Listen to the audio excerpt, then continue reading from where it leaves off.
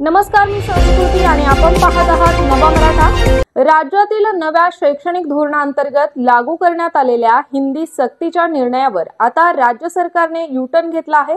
मुख्यमंत्री देवेंद्र फडणवीस यांनी मोठी घोषणा करत हिंदी ऐवजी इतर भारतीय भाषा निवडण्याची मुभा दिली आहे। त्यामुळे वाढत्या विरोधाच्या पार्श्वभूमीवर हा निर्णय महत्त्वाचा मानला जात आहे।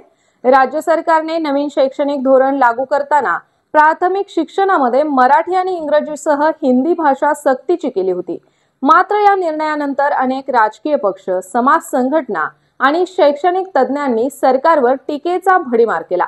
हिंदीच्या सक्तीला विरोध करत मराठीच्या स्थानावर प्रश्न उपस्थित करण्यात आले।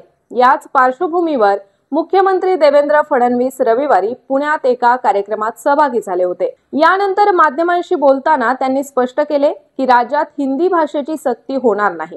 त्याऐवजी विद्यार्थ्यांना इतर कोणतीही भारतीय भाषा जसे की तमिळ, मल्याळम, तेलुगू निवडण्याचा पर्याय उपलब्ध करून दिला जाईल।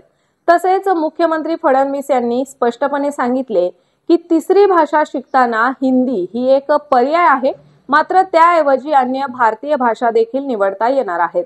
तिसरी भाषा निवडण्यासाठी विद्यार्थ्यांना स्वातंत्र्य दिलं जाईल, मात्र या पर्यायाच्या अंमलबजावणीसाठी किमान 20 विद्यार्थी आवश्यक असतील। अशा परिस्थितीत त्या भाषेचा शिक्षक उपलब्ध करून दिला जाईल किंवा पर्यायाने ऑनलाईन शिक्षणाची सोय केली जाईल, असंही त्यांनी स्पष्ट केलं आहे।